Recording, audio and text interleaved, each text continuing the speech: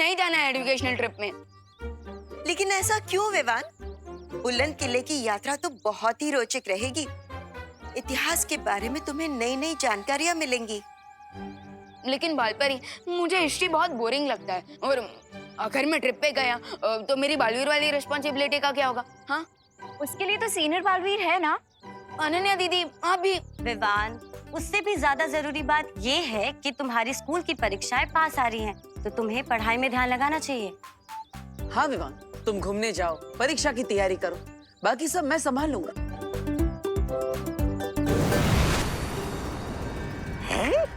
अरे महाराजा, पता नहीं आजकल आपको ये नए नए शौक का चस्का कहाँ से लग जाता है। मेरा मतलब है ये है क्या? ये जादुई छवि यंत्र है। तौबा तौबा।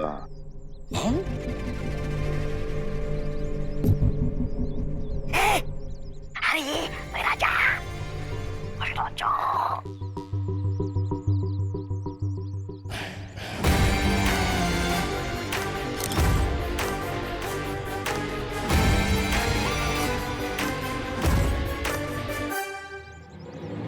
अरे वाह, ये तो बहुत अच्छी तस्वीर निकालता है ये यंत्र।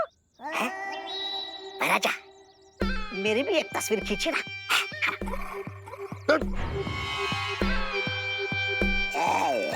मजा लेने ही नहीं देते। विवान, मैं क्यों करूंगा परियों से तुम्हारी शिकायत? अरे विवान, मैं तो तुम्हें छुट्टी दे रहा हूँ, घूमने का मौका दे रहा हूँ, पढ़ाई करने का मौका दे रहा हूँ, तो तुम्हें तो इसे पॉजिटिवली लेना चाहिए और मुझे तो धन्यवाद बोलना चाहिए। थैंक्स। और हिस्ट्री ट्रिप के लिए हाँ, नो थैंक्स। और देखो भैया, मुझे ना आपसे बात ही नहीं करनी, कट्टी। अरे विवान, विवान, विवान, विवान रुको। अगर तुम परीक्षा की तैयारी नहीं करोगे भैया, आपने रहने ही दो। आप जो बोलोगे वो मुझे तो सुनना ही पड़ेगा, क्योंकि मैं तो छोटा हूँ और आप बड़े हो। आप छोड़ ही दो। अरे विवान,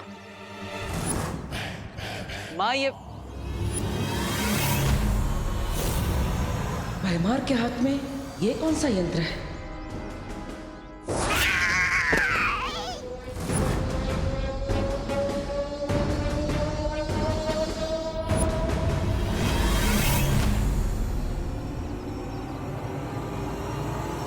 परियो,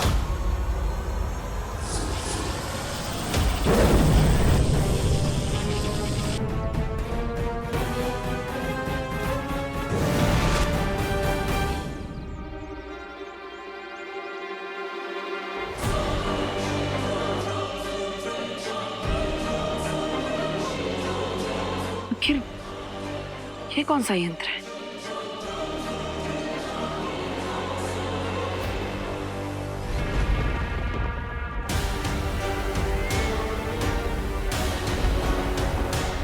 मुझे तुमसे ये उम्मीद नहीं थी भैमार। अगर तुम परियों के जादुई चित्र के साथ साथ बालवीरों का भी चित्र ले आते तो मेरी योजना को सफल होने से कोई नहीं रोक सकता था। जो बिगड़ गया उसे बदला नहीं जा सकता।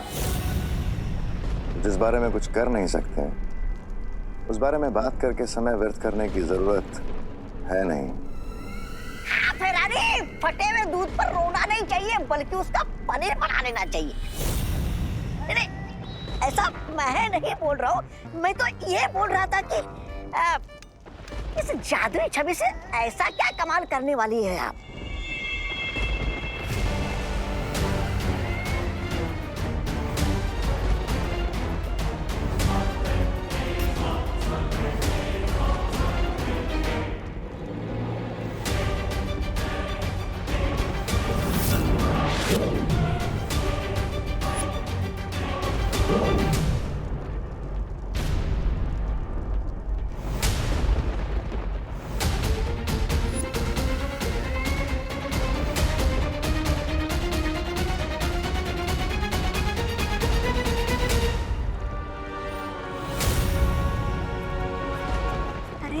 भैरानी, आप इस वीरलोक की मुसीबत को यहाँ पर क्यों लेकर आई?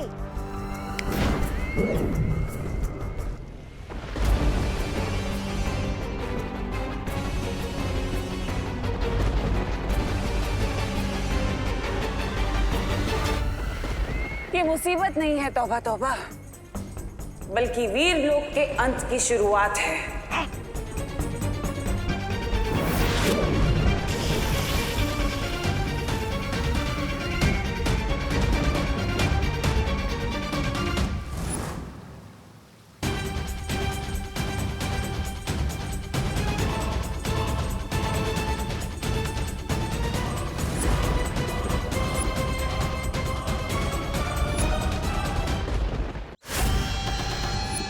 तो बच्चे लोग, ये है बुलंद किला द्वार।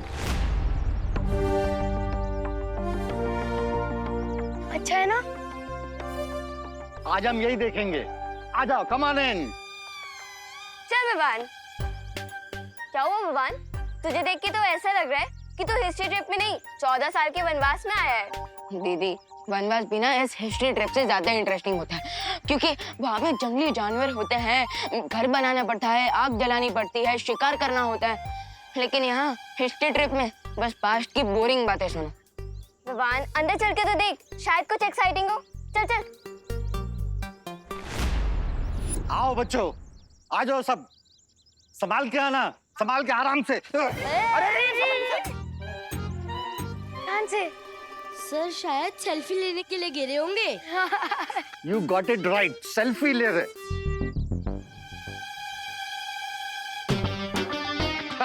आइए आइए सर, आइए बच्चों, आ जाओ बच्चों, आगे आ जाओ। अरे अरे सर, आ जाओ, आ जाओ। वैसे विवान, मैं एक बात बोलूं? क्या दीदी? तो इस ट्रिप पे बोर नहीं होगा। कैसे? क्योंकि पाथोर सर के साथ कब क्या दुर्घटना घट जाए किसी को नहीं पता। वो इतना एक्सीडेंट प्रोन है कि उन्हीं से तेरा एडवेंचर हो जाएगा। यू आर राइट दीदी। तो चल, अब बोर मत हो और ट्रिप एंजॉय कर। खुशी आई।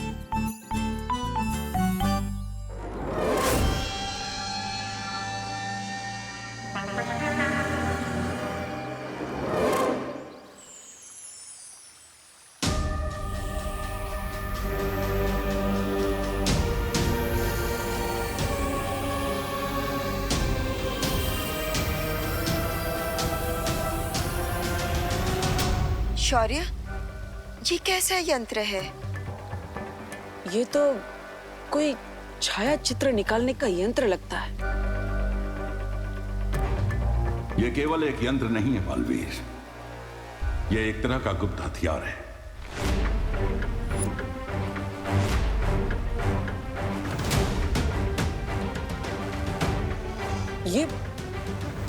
ये और एक गुप्त हथियार। लेकिन इस हथियार की मदद से ऐसा कौन सा आक्रमण किया है हम पर तिम्नासा ने, जिसका असर अभी तक दिख भी नहीं रहा?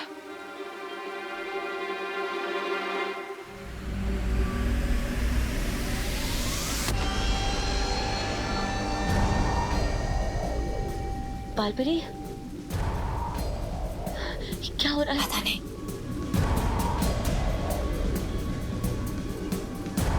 प्रियो, माँ,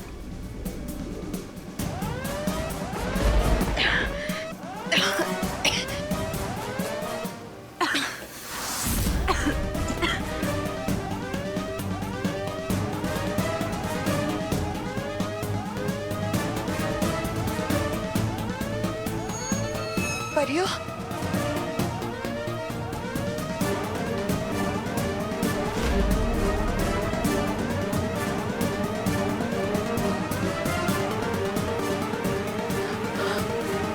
माँ, माँ, ये क्या हो रहा है आपको? ये क्या हो रहा है?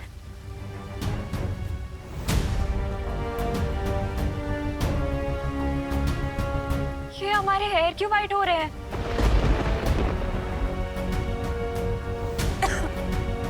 अरे ये आप सबके बाल सफेद क्यों हो रहे हैं?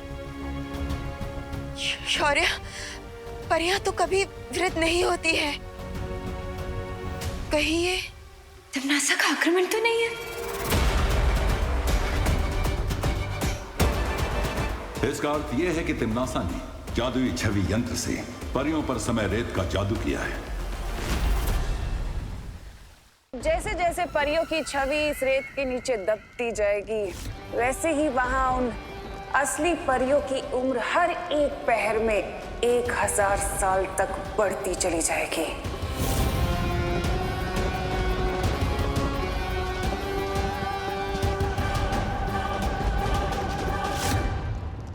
हैं? इसका मतलब परियां 2 पहर में 2000 साल बूढ़ी हो जाएगी और उनकी शक्तियां कमजोर होती जाएगी। हाँ, और जब रेत घड़ी का नीचे का हिस्सा पूरा भर जाएगा तब परियां उनकी सारी शक्तियां खत्म हो जाएंगी और वो आम इंसान की तरह हो जाएंगी, बूढ़ी।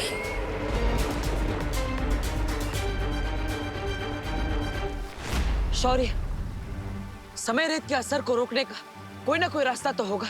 उपाय है, और उस उपाय का नाम है गुरु ज्ञानी।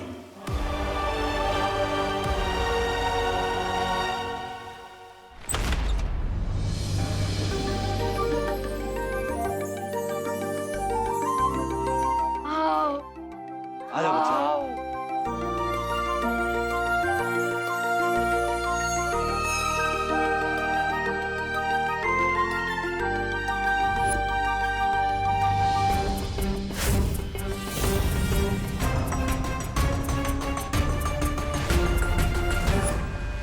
बच्चे लोग, इस किले का थोड़ा हिस्ट्री बताता हूँ।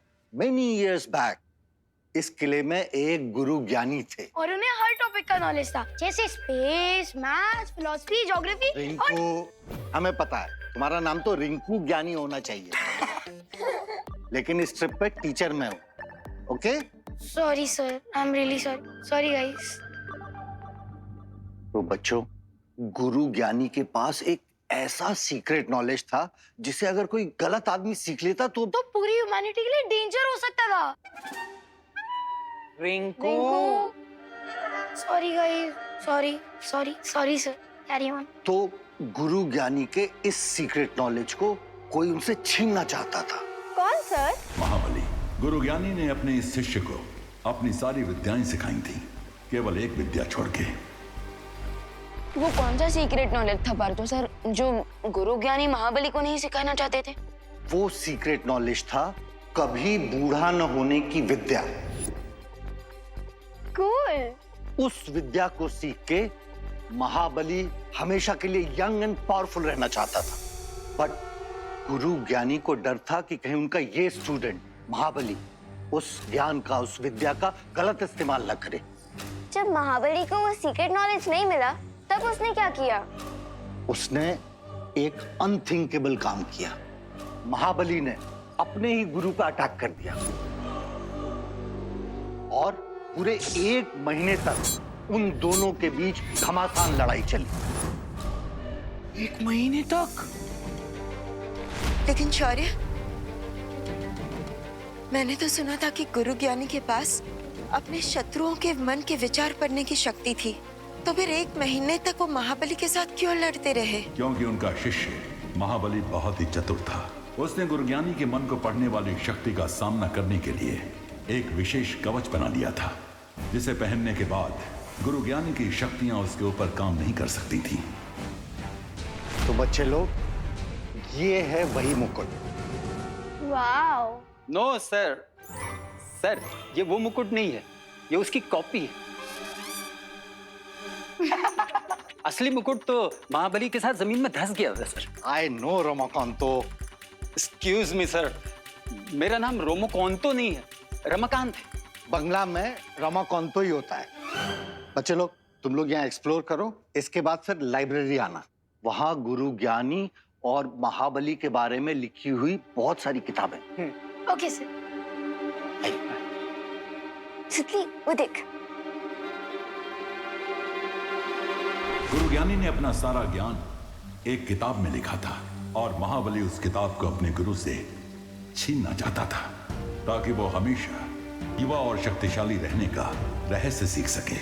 तो आखिरकार इस 1 महीने लंबी युद्ध का नतीजा क्या निकला? गुरु ज्ञानी ने खुद को और महाबली को समाधि में लीन कर लिया और साथ में बुलंद किले को भी जमीन में आधा धंसा दिया, ताकि उनका ज्ञान गलत हाथों में न पड़ जाए। बालवीर, तुम्हें परियों की मदद करने के लिए गुरु ज्ञानी को समाधि से जागृत करना होगा। लेकिन कैसे शौर्य?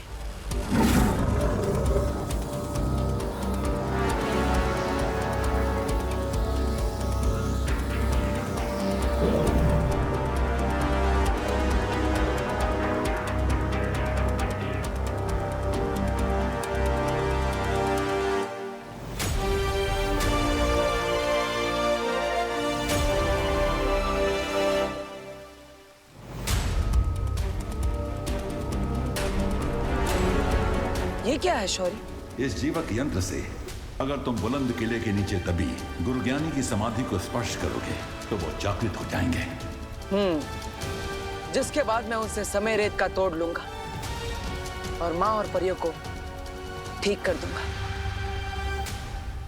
लेकिन इस जीवक यंत्र का स्पर्श गलती से भी महाबली को नहीं होना चाहिए, वरना अनर्थ हो जाएगा। क्योंकि उसके रक्षा कवच को वीरलोक के जादू से नहीं भेदा जा सकेगा।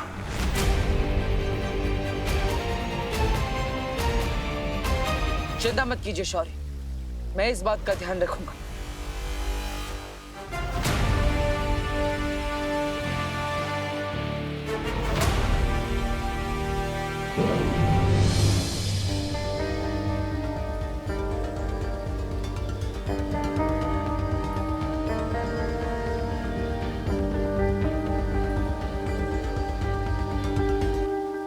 माँ, आशीर्वाद दीजिए कि मैं इस कार्य में सफल होकर लौटूं।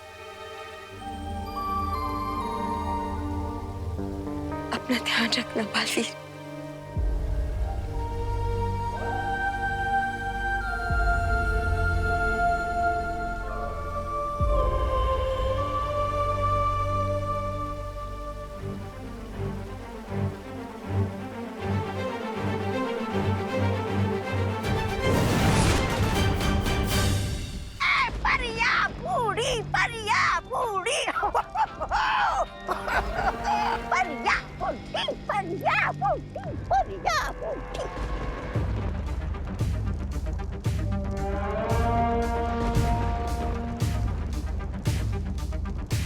एक बार ये परियां बूढ़ी और कमजोर हो जाएं, तो उसके बाद वीर लोक की सारी शक्तियां कमजोर हो जाएंगी। भैरानी, आपको क्या लगता है कि बालवीर चुपचाप बैठा रहेगा और आपके ख्याली पुलाव को पकने देगा? नहीं, ऐसा मैं नहीं बोल रहा हूँ। मैं तो भैमार, तुम जाकर पता करो कि उस बालवीर ने शौर्य के साथ मिलकर मेरे इस जादू को तोड़ने का क्या तोड़ निकाला है। चिंता मत करो तमन्नासा, बालवीर के हर तोड़ को मैं तोड़ के रख दूंगा।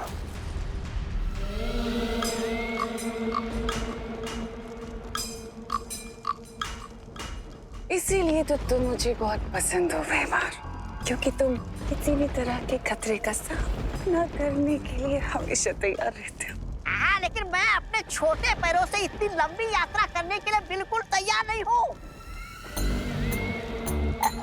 मेरा मतलब ये है कि भैरानी अभी बालवीर कहाँ है, ये अगर हमें पता चल जाएगा तो हमारा समय बर्बाद नहीं होगा ना, है ना भैराजा?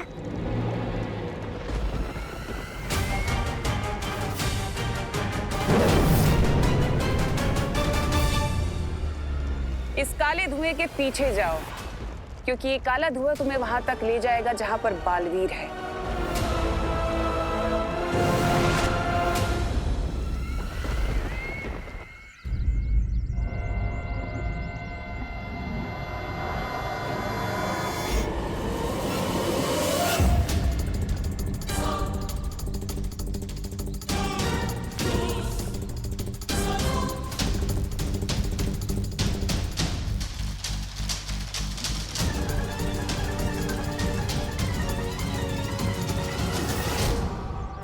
जो धरती के नीचे दबे इस किले में गुरु ज्ञानी की समाधि को ढूंढना होगा।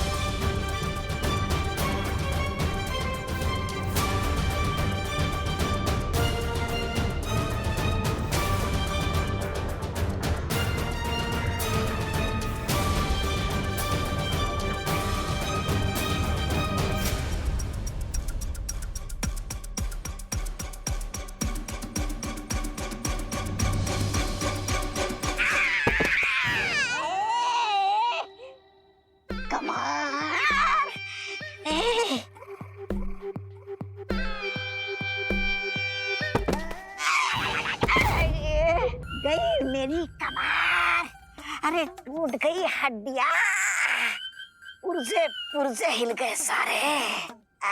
महाराजा, मैं क्या कहता हूँ, रात को थोड़ी मालिश बिलिश कर देंगे क्या मेरी?